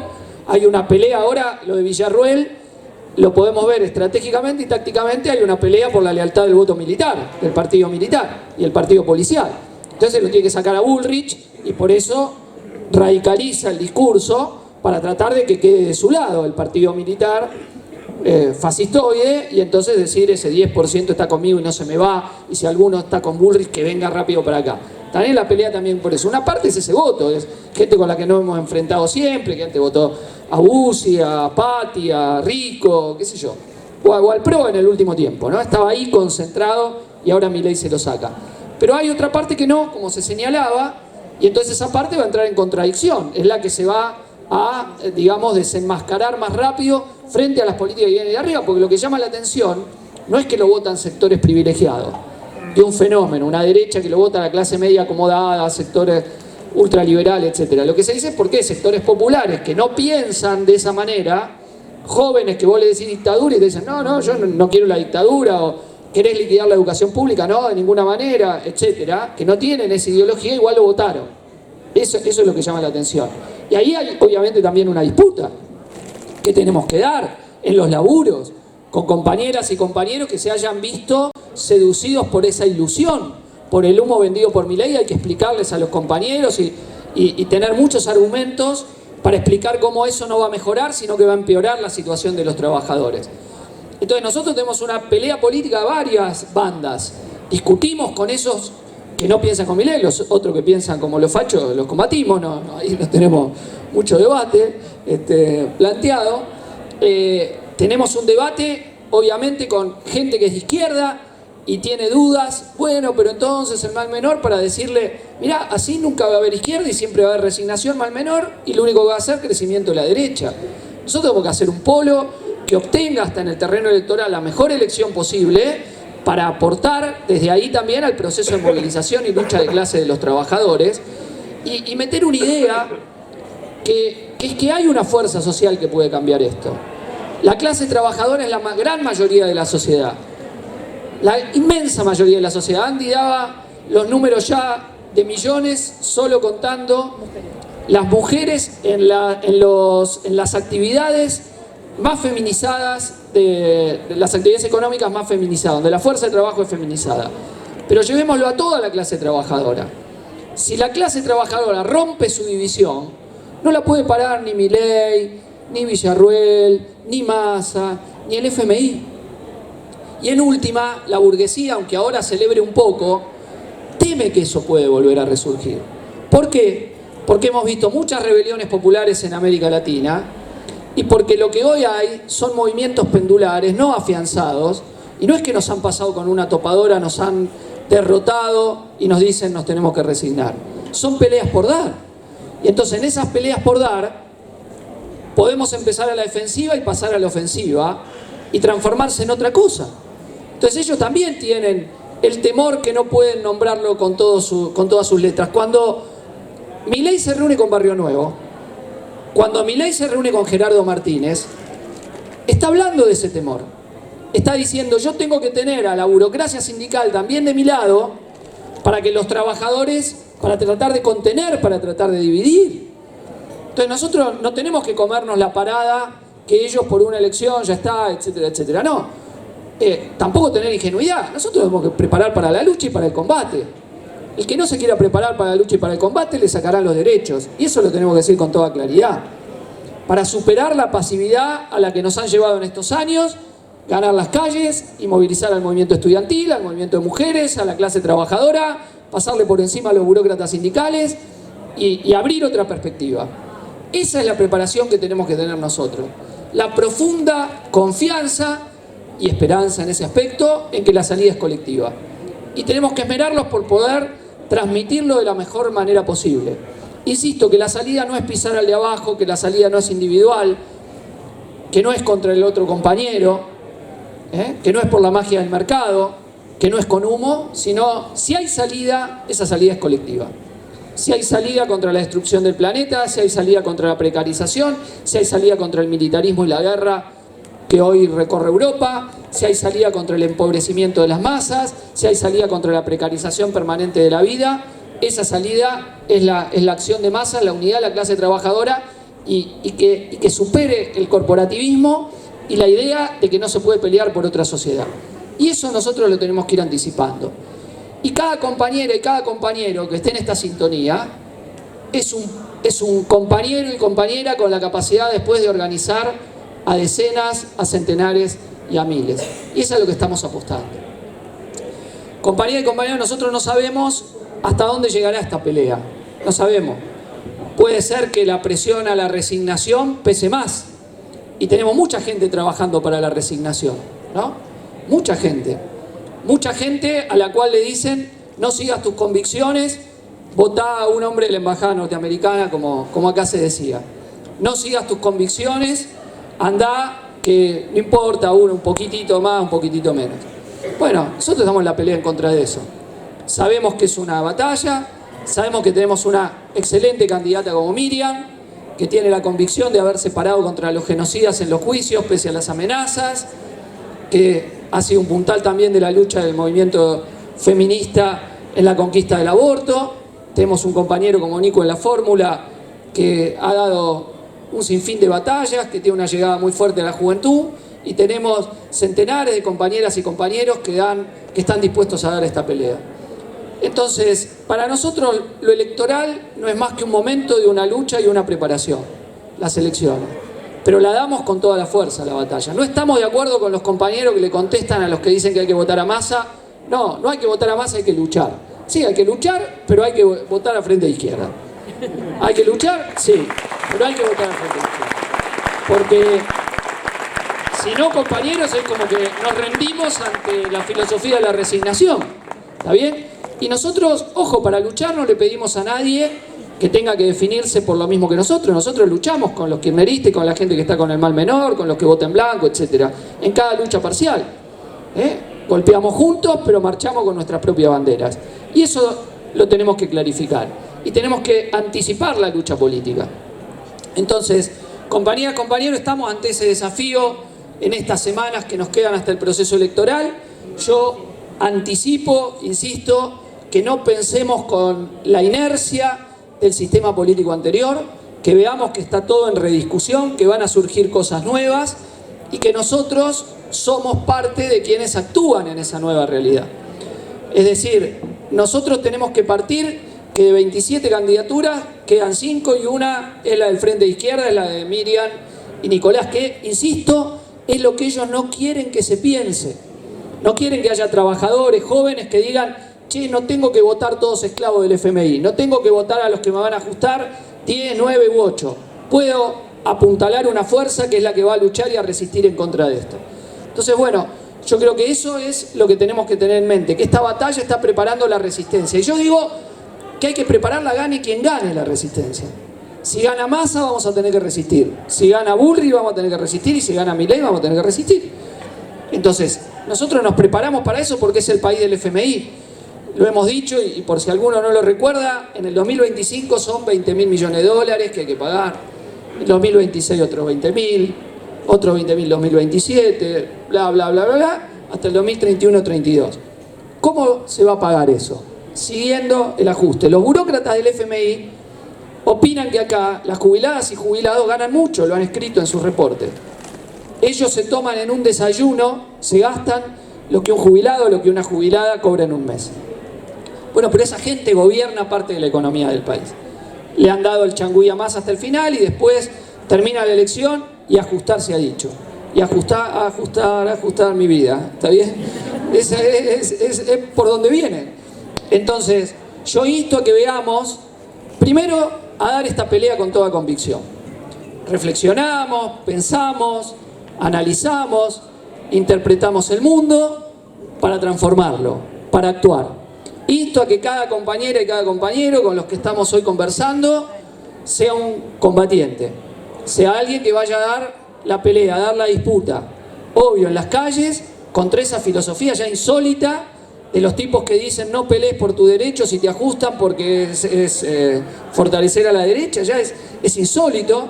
O sea, le dicen a la gente que acepte que no va a tener nunca vivienda, a los jóvenes que nunca van a tener derechos laborales, que siempre van a ser precarizados toda la vida, al resto de los trabajadores. Bueno, ya es llevada a su enésima potencia la filosofía de la resignación, que vienen inculcando. Yo insisto, no es algo nuevo la filosofía de la resignación, es algo que le vienen metiendo la cabeza a la gente. De que no se puede luchar por una salida por izquierda y que todas las salidas tienen que ser sí o sí por derecha. Entonces, yo llamo a pelear en contra de eso y a que cada compañera y cada compañero se sienta alguien que está en esa lucha. Y que es una lucha preparatoria para desatar la fuerza que puede transformar la Argentina en un sentido inverso a como la quieren transformar la clase dominante. El día que convenzamos a los trabajadores, que son la mayoría, a los trabajadores y trabajadoras, que pueden dar vuelta a esto, insisto, no hay fuerza que nos pueda parar. Y nuestra esperanza es que al menos unas decenas de miles o centenares de miles estén en esa sintonía. Vean que cada voto al Frente de Izquierda es un voto de alguien que está preparando para levantar a millones, para movilizar y organizar a millones, para que la clase trabajadora argentina pueda protagonizar un proceso revolucionario para conquistar el poder y para empezar a construir el socialismo. Y tenemos que tener con toda claridad que ese es nuestro objetivo. Nosotros no queremos reformar este sistema, sabemos que eso no lleva a ningún lado, eso no quita que luchemos por cada mejora o reforma parcial que pueda conseguirse a favor de los trabajadores, del movimiento de mujeres, de la juventud, etcétera. Pero sabemos que este sistema lo que prepara es, insisto, la destrucción del planeta y la liquidación de los derechos de la clase obrera que todavía quedan. Sabemos que ya han precarizado y liquidado los derechos de la juventud y que esa juventud tenemos que decirle, mirá, no te vas a salvar solo, que es lo que todo el sistema le dice, vos te vas a salvar solo. empecé a especular, a hacer criptomonedas, ponete ahí, volvete streamer, programador, y vas a ver que ahora sí vas a cobrar en dólares, te vas a llenar. Bueno, no quiere decir que algunos no puedan hacer guita así. ¿Por qué serán 5, 6 mil, 10 mil? Todo el resto de los millones que hace, mientras se precariza. Eso es pensar, me voy a salvar solo en un mar de miseria. Es pensar, vos te vas a vivir al country y en el resto vive la gente en forma cada vez más precaria, sin ningún derecho. Entonces, y eso después les explota, ¿no? Eso después les explota. Después le quieren afanar un celular, les explotó esa idea de que te querés salvar solo. La inseguridad urbana, que es la vuelta, de alguna forma, de eso que vos pensás, no, yo me salvo y estoy seguro. No, no estás, porque estás creando un mundo que explota por algún lado. Entonces, vamos a hacer que explote hacia el socialismo, vamos a hacer que explote organizadamente, vamos a hacer que explote no en rabia individual, sino en organizar la bronca colectivamente. Vamos a hacer que explote para construir un futuro mejor, para construir una sociedad vivible. Y entonces, en ese sentido tenemos que ver la pelea que damos. Y lo último que quería decir, que tenemos que tener un diálogo especial con las compañeras y compañeros que votaron a Juan Grabois. Porque esos compañeros, muchos lo hicieron diciendo, bueno, nosotros levantamos un programa alternativo al de Massa, ¿no? Y hablaban contra el FMI, que no hay resignación. Me acuerdo la propaganda que hizo Grabois, que tuvo la mitad de todos los espacios en la elección del Frente de Todos. Tuvo 5 veces más espacios que nosotros en la campaña electoral, amén de la manija que le dio cierta prensa, y que tuvieron éxito en contener que no vengan más votos al Frente de Izquierda, pues la candidatura de Grabois es un resultado de que tenían el temor de que los votos que no iban a Massa, de todo un sector del oficialismo que no quería Massa, vengan a la izquierda. Por eso le permitieron en esas condiciones a Grabois la lista, y además para usarlo como un digestivo anticipatorio. Es voto a la Unión por la Patria con digestivo en las PASO y ya lo voto sin digestivo en la general. Ese es el plan. Bueno, nosotros a ese compañero, esa compañera que honestamente quería otra agenda, y no le cierra la agenda de sometimiento al FMI, la agenda punitivista en los barrios, la agenda de reprimir a los que pelean por tierra y vivienda, le decimos, mirá, vos vas a ser cómplice de eso, de las políticas menemistas, de los ajustes. Después no me hables, yo no tengo que ver. Vos vas a ser cómplice si apoyás una alternativa, porque hay otra. Hay otra alternativa que te dice que tenés que levantar la cabeza y plantear un programa de salida a esta situación desde el lado de los trabajadores, de los sectores populares. No sigas la filosofía de la resignación. Y si no, le tengo que decir, mira, te convenció la filosofía de la resignación, no me digas más que hay que luchar. Porque vos sos parte de esa filosofía de la resignación, que es algo que tenemos que enfrentar fuertemente en esta elección. Bueno, yo quería decir esto para abrir el debate, ¿no? Esto porque me parece que hay una pelea política, insisto, muy importante, una pelea que tiene un aspecto de corto plazo, que son las luchas que estamos ahora protagonizando y la pelea política hacia las elecciones. No la disminuyo porque es un momento donde mucha gente está pensando, donde sacudió el resultado con lo de Milei, donde veremos qué pasa. Hay muchas hipótesis abiertas, no hay nada todavía cerrado de cómo se van a reordenar las cosas, qué tendencias van a primar. En esos momentos de cambio es muy difícil saberlo, hay muchos escenarios planteados, pero sí sé, insisto, que nuestra interpretación, que tiene que ser lo más afinada posible, tiene que estar ligada a una fuerte decisión de intervenir. Cuanto mejor salga la izquierda posicionada en esta situación, ya sea en el voto general y si podemos ampliar la bancada en el Congreso, más vamos a poder aportar para la resistencia que se va a venir a cualquiera de los que gane. Y para hacer que esa resistencia se transforme luego en una ofensiva para, como decimos los socialistas, tomar el cielo por asalto. Muchas gracias.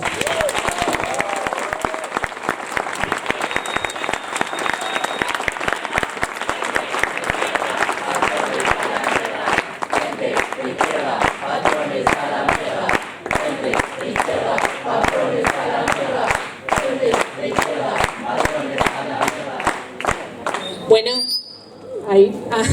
Muchas gracias. Ahora vamos a abrir una ronda de preguntas, de reflexiones acerca de la charla y de las intervenciones de cada uno de Pato, de Andy y de Chipi. Así que está el micrófono abierto para quienes quieran hacer alguna pregunta o, como decía, una reflexión acerca de lo que estuvimos intercambiando. la idea es que sea un espacio de debate, así que bueno, todo aporte es bienvenido.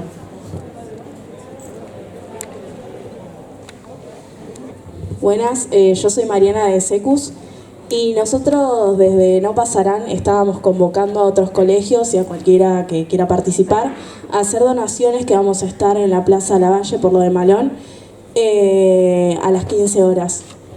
Eso. El domingo. Nada, también como compañero secundario aporto un poco que celebro bastante que haya estado los compañeros del Malón, que bueno, como bien dijeron, es un gran ejemplo de enfrentar a la derecha, y sobre todo me parece que en medio de la rosca electoral, donde las demás listas están planteando justamente un programa económico del FMI de ajuste, parece que la lucha de Jujuy ha desaparecido, se ha quitado completamente de la agenda. Como bien la sacaron de la agenda en su momento también en los medios, porque claramente no querían que ese ejemplo se exprese en el resto del país, pero justamente por eso nos parece muy importante que continúe esa lucha, que continúe ese ejemplo, y que es el camino que tenemos que tomar para enfrentar a la derecha. Así que nada, si tienen cosas para traer el domingo a las 3 de la tarde, vamos a estar en la Plaza Lavalle para llevar las donaciones. Eso. Bueno, un aporte más y ya estoy. Nada, yo quería agregar respecto a lo que dijeron los compañeros, que me parece muy grave lo que está pasando a situación nacional dentro del país, ya que por ejemplo tenemos a Cerruti, que dijo que no había chicos de 1 cada 10 no eran pobres. Después tenías a Florencia González, la intendenta, diciendo que los pobres vayan a comer barro, o por ejemplo tenías a la concejal del Chaco diciendo que todos éramos pobres por culpa de Milei, cuando Milei ni siquiera está gobernando. Obviamente ya sabemos que Milei es delirante en todo aspecto, pero me parece que hay que empezar a reflexionar todo lo que estamos viviendo, obviamente desde la juventud. Yo, por ejemplo, tengo miedo de lo que vaya a pasar a futuro, porque no sé si voy a conseguir trabajo, creo que estamos todos en la misma. No sé qué va a pasar con el tema estudios, no sé si en algún momento yo voy a poder salir del país, tener vacaciones, y me preocupa también mucho que llegue a ganar Milei, y como también me preocupa lo que dijo Villarroel, como a todos nosotros, que sigan parando y siga avalando a gente que lo único que quiere es reprimirnos, como los milicos que, como ya saben, en la dictadura nos reprimieron a todos los jóvenes, y bueno, nada, eso.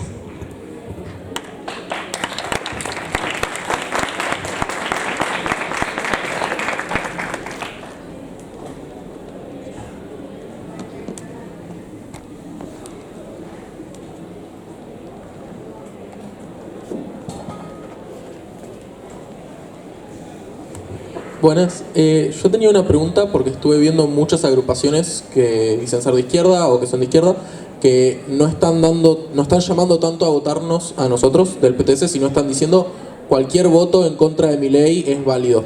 Mientras no lo votes a Milei está bien, o como que plantean hacerle la guerra a Milei, pero no plantean de fondo votarnos a nosotros. Con ese tipo de discurso, más o menos, ¿qué línea deberíamos dar? ¿Qué diálogo deberíamos tener?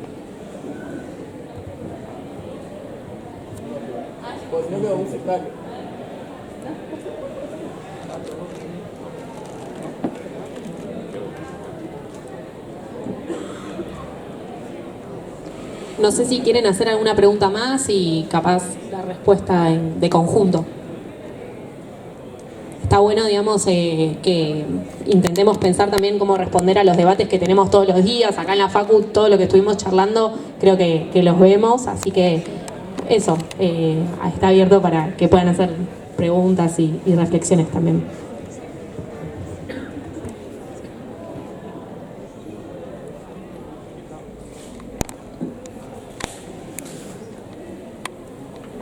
Bueno, mis compañeros quieren que hable yo, así que... dos cosas. Primero, por lo que decían las compañeras de Jujuy, también es muy sintomático recordar que ahí el peronismo se abrazó con Morales para hacer la reforma, que solo el Frente de Izquierda se opuso a esa reforma de quienes tenían convencional constituyente. O sea que había muchos que dijeron votar el peronismo para parar a Morales y se abrazaron a Morales. Y que Massa no condenó jamás la represión y el propio Morales llegó al gobierno de la mano de la candidatura presidencial de Sergio Massa primero y de su candidato a vicegobernador, que es del partido de Massa, Carlos Hacking, o era en el momento en que fue vicegobernador. Entonces, no olvidar esas responsabilidades. Si uno está con la lucha de Jujuy, votar a los cómplices de Morales es un poquito contradictorio. Y por lo que decía la compañera, efectivamente, el tema es si transformamos el temor entendible en fuerza de lucha. Porque ellos quieren asustar también. Nosotros tenemos que hacer lo que puede ser el futuro, que puede ser negro, digo, con Milei, con Massa o con Bullrich.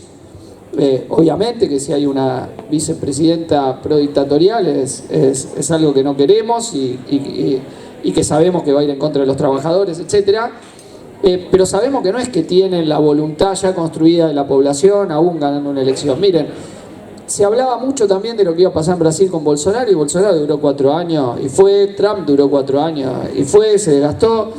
O sea, todo depende de la voluntad de organización, lucha y resistencia. Si no nos organizamos, luchamos y resistimos, sí, te van a pasar todo por arriba. Si te organizas, luchás y resistís. Yo me acuerdo con Macri también, que decían, ya está ganada la subjetividad neoliberal del pueblo, se ha venido, ¿cómo puede ser? Y es una nueva derecha, escribieron libros, tesis acá en la facultad, todo, becas, etcétera, la nueva hegemonía de la derecha que ha venido. Bastó que nos movilicemos 2 días contra la reforma jubilatoria y empezaron en todos lados, Mauricio Macri, la yuta que te parió, bla, bla, bla, y empezó a decaer y vino un año. O sea, no son así los procesos sociales, digo que la tienen fácil, y yo creo que va a haber capacidad de lucha. Y que nosotros en parte, cuando decimos que hay que enfrentar la filosofía de la resignación, es preparar que se desate esa voluntad de lucha.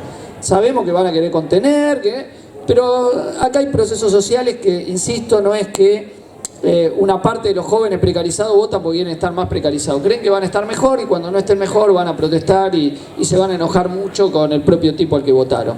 Entonces hay que tener plenamente en la cabeza esa convicción e, insisto, preparar los temores que hay en voluntad de acción, en voluntad de lucha. Porque una parte de los que votó a Milei también tiene miedo de seguir como hasta ahora, de que nunca cambie, de que siempre va a estar mal, de que su vida es verdaderamente una vida invivible porque tiene el trabajo horrible, porque sale de la casa y lo afanan, porque vive en una forma precaria, porque nunca va a tener acceso a una vivienda, jamás va a tener vacaciones, jamás, lo que decía la compañera, etcétera, y entonces dice, bueno, a ver si me salvo de esa forma. Entonces nosotros tenemos que trabajar sobre la idea que solo una fuerza colectiva puede cambiar eso, porque hay que hacer un cambio de fondo y hay que afectar los intereses de la clase dominante, que son muy pocos y que son los que se han fugado la guita, los 400.000 millones de dólares al exterior, y a partir de eso han quebrado y dejado un banco central totalmente vacío, sin recursos, que está ahí para que lo golpee cualquiera, y que cualquier presión devaluatoria te golpea, te hace subir el dólar, la inflación, etc. Y que si tuviésemos los socialistas, se les acaba el curro, porque con nosotros no se iría un dólar. No se van mal los recursos de este país y estarían al servicio de escuelas, hospitales, infraestructura, etc. Y que esa es la salida que tenemos, no la otra que va a ser premiar todavía más a los fugadores. Lo último que decía el compañero, cada uno puede llamar a lo que quiere, el problema es con qué convicción tiene. El que le parece que es lo mismo votar una fuerza del sistema que viene controlando que una fuerza en contra del sistema por la independencia política de los trabajadores, bueno, se hará cargo. Nosotros por suerte, aparte de los partidos del Frente de Izquierda, hay todo un grupo de colectivos que han llamado a votar al FITU abiertamente, los compañeros de Marabunta, del Frente Darío Santillán, Corriente Plurinacional, los compañeros del MULS, toda la coordinadora por el cambio social, que han llamado abiertamente a votar al Frente de Izquierda en todos los planos. Y nos parece muy positivo y donde podamos hacer campaña junto con los compañeros. Así que nuestro partido, el PTS en primer lugar, pero todo el Frente de Izquierda tiene un gran desafío, que insisto, que es enfrentar, no solo participar de las luchas, no solo desafiar esa idea que hay que preparar para enfrentarse a la derecha cuando gane y ahora dejar pasar el ajuste. Al revés, dejar pasar el ajuste es la mejor forma de fortalecer a la derecha. Entonces hay que salir a enfrentar ya el ajuste en todos los terrenos que está aplicando este gobierno, no otro, con este ministro Sergio Massa. Entonces yo entiendo a los kirchneristas que no quieran enfrentar el ajuste porque están enfrentando al gobierno al cual llaman a votar. Entonces tienen ellos la contradicción. Bueno, Nosotros no tenemos esa contradicción, nadie que sea de izquierda puede tener esa contradicción, y si no querés enfrentar este ajuste de la mano del FMI, no sos digno de llamarte de izquierda. Entonces, a enfrentar el ajuste y a prepararse para combatir también por la conciencia política y porque la izquierda emerja lo más posible en esta situación política, logremos el mejor resultado posible en octubre y de esa forma sea un punto de apoyo para la lucha que se viene en la resistencia a cualquiera sean los planes de ajuste de la mano del Fondo Monetario Internacional.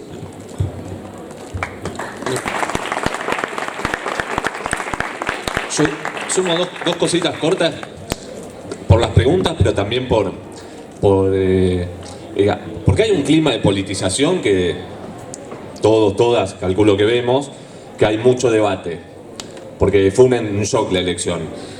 Y a mí me parece que lo que está bueno es terminar la charla pensando cómo aprovechamos ese shock de que en todos los lugares se está discutiendo política.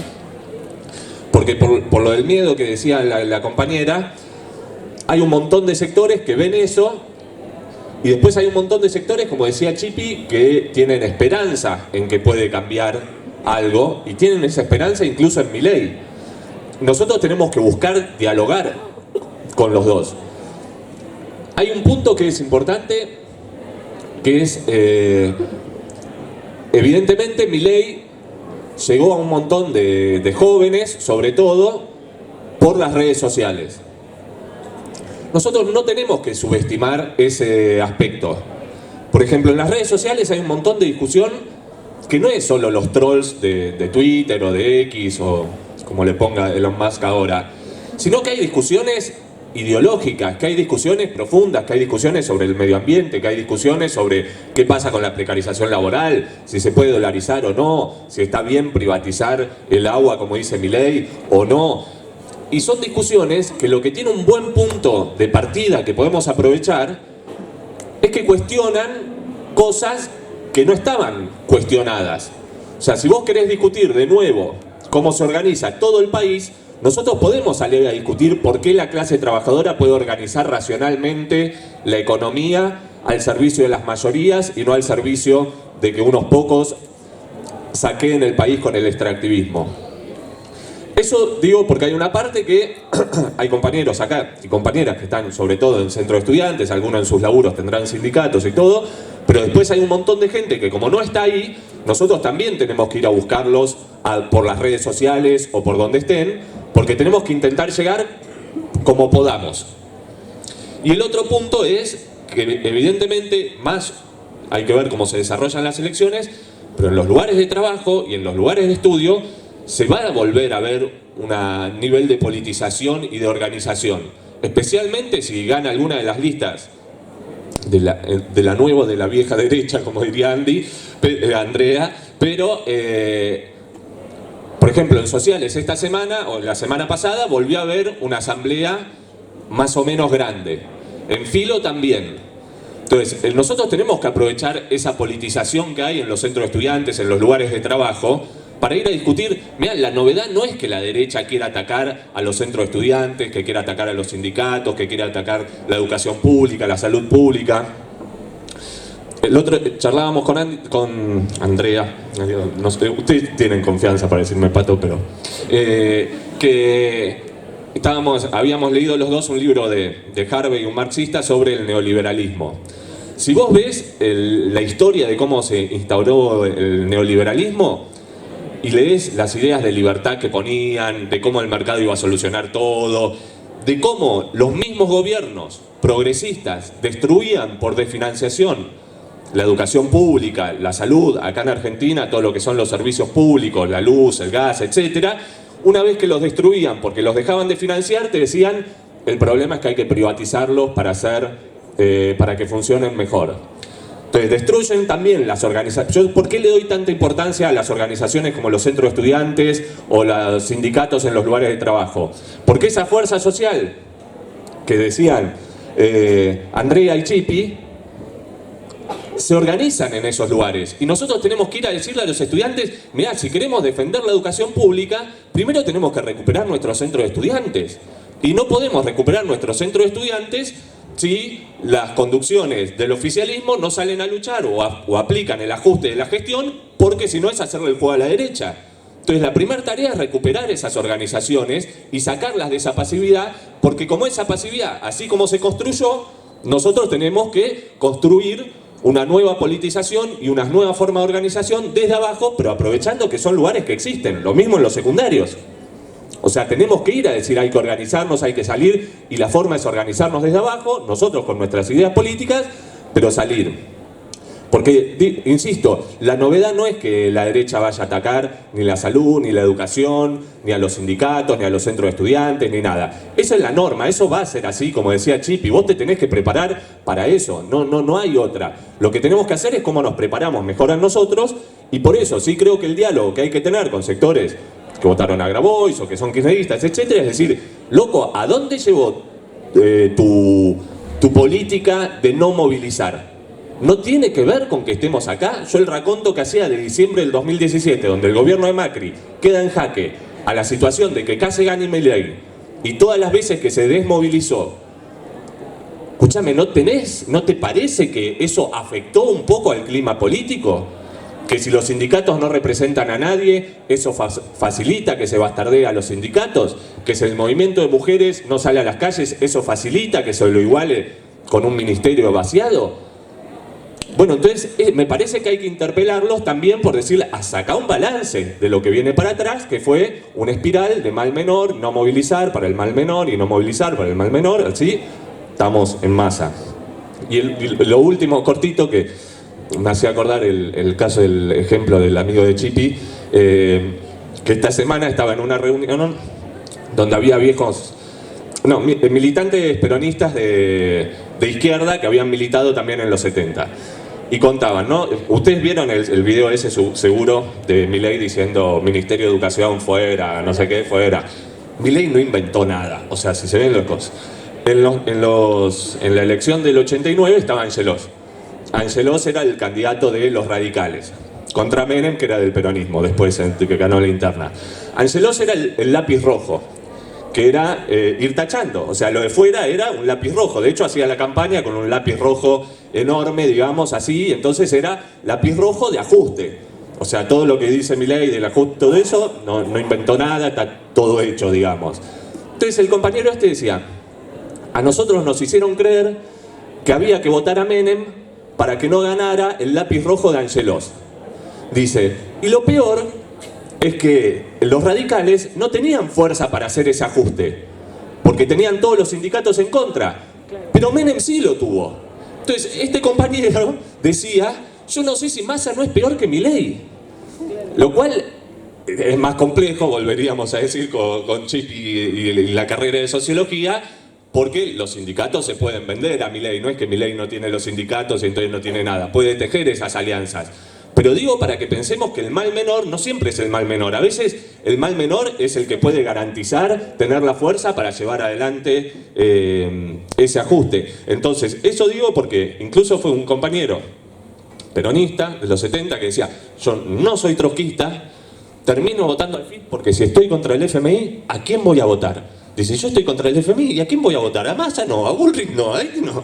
Bueno, voto al FIT, pero la lógica de su experiencia histórica también me parecía interesante para tomar.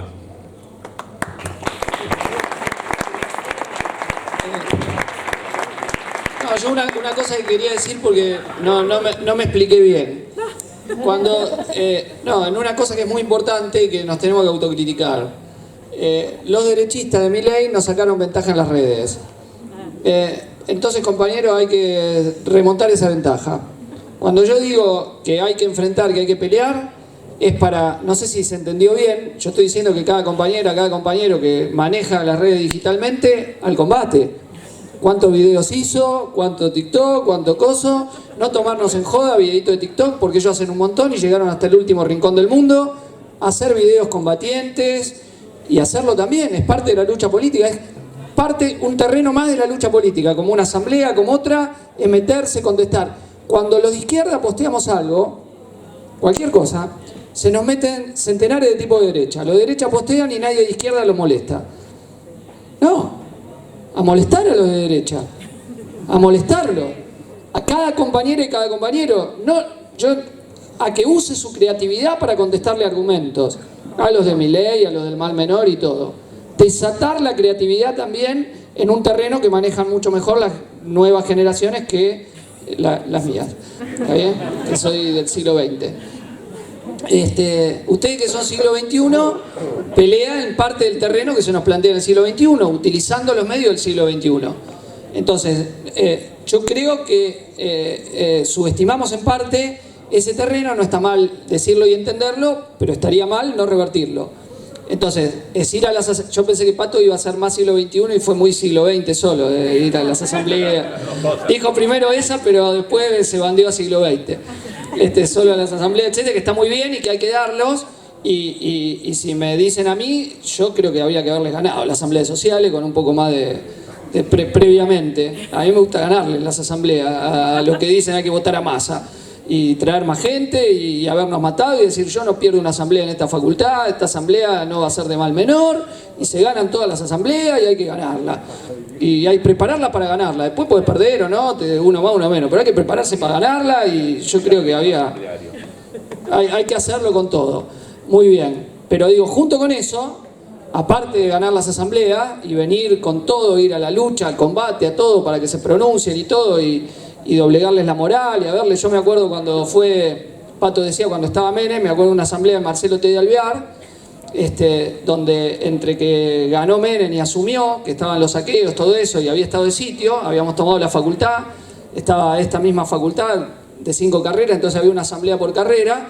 Me acuerdo de la asamblea de sociología, que estaba, y Menem decía que iba a ser el plan Bunge-Ibor, y nosotros para dialogar con los compañeros que decían que asuma Menem, le cantábamos borón bombón, son los muchachos de Bunge-Ibor, ¿no? Y bueno, estuvo un poco tensa la asamblea, se le dio al medio, son los muchachos de Bunge-Ibor, y le dimos pelea contra la consigna que asuma Menem, los del PC se dividieron, miti, votaron, me acuerdo, ganamos, perdimos por 5 votos, pero fue una asamblea como tienen que ser las asambleas, combativa, de lucha, hiriéndolos, no sé si le hicimos buenos cantitos a los de Massa, pero habría que si estuvo bien, muy bien eso, los cantitos son dato esencial de toda asamblea, tener buenas consignas contra los que se quieren arrastrar. Volviendo al siglo XX. Sí, es parte de la combinación. No, la lucha digital no quita la lucha de calles, la lucha de clase, etc. Pero digo a las compañeras y compañeros, no desdeñar y ver si hacemos un salto, si pegamos un salto en este terreno. Si vemos que no es solo el terreno de los libertarios, sino que le podemos dar batalla. Yo quiero que ver si podemos lograr estar a la vanguardia de esa batalla desde la izquierda, en el terreno que tengan. Entonces, no sé qué es eso. Una comisión directiva. Contra mí no es. Bueno, los muchachos de Bujibor. Bueno. No, entonces quería decir eso nada más, compañeros y compañeras. Quedémonos, dar la pelea en las calles, vamos a las asambleas, recuperar las organizaciones de masa, etcétera, etcétera, y darle combate a los libertarios en todos los terrenos, y a los malmenoristas en todos los terrenos. Ganarles, háganse ustedes influencers de izquierda, ganen gente que los siga porque expresan muy bien las ideas, con todo tipo de creatividad, no tengan miedo de equivocarse, háganlo. Necesitamos un gran despliegue para mostrar que la perspectiva de una lucha por una sociedad socialista sin explotación está planteada y que hay muchos más jóvenes que quieren una sociedad igualitaria, muchos más jóvenes que están en contra de que los ricos se queden con todo, muchos más jóvenes que están en contra de destruir el planeta, muchos más jóvenes que están en contra de los milicos y la dictadura, que los que están por reivindicar eso. Eso es una tarea hasta generacional que tienen ustedes, porque es verdad que hay muchos más jóvenes que están en contra de eso, pero ellos se están haciendo escuchar mucho más que los que están de este lado. Entonces los que están de este lado tienen que empezar a hacerse oír. Y eso es una tarea que tienen ustedes. Y ver los vehículos para hacerse oír. Y para pasarles por arriba. Y para desatar la fuerza de una juventud que hoy está esperando. Que no está a la ofensiva. La que quiere una sociedad igualitaria. La que quiere desafiar el capitalismo. La que quiere terminar con una sociedad donde un puñado de tipos son los que se quedan con todo. Y al resto nos dejan las obras. Si es que nos dejan las obras. Entonces, esa pelea es lo que yo creo que hay que desatar. Es un desafío hasta, insisto, generacional que tienen, para que esta generación no sea recordada como la generación de los Milei Boys, ¿está bien? Sino que sea recordada al revés, donde hay una parte que son Milei Boys, y lo son, y otra parte que dice no, los anti-Milei Boys, los que luchamos por el socialismo, los que queremos poner en el centro las ideas, insisto, por una sociedad igualitaria. Bueno, yo quería para terminar señalar eso, porque me parece que hay que irse al combate en todos los terrenos, a discutir con la gente personalmente, a discutir por WhatsApp, a discutir en las redes, a pelearse. Son días de, como decía Pato, que tiene de efervescencia política, la gente está pensando qué hacer, veremos a cuántos convencemos, pero en la lucha se ayuda a construir la fuerza social que queremos para transformar esta sociedad. Bueno, muchas gracias, compañeros y compañeras.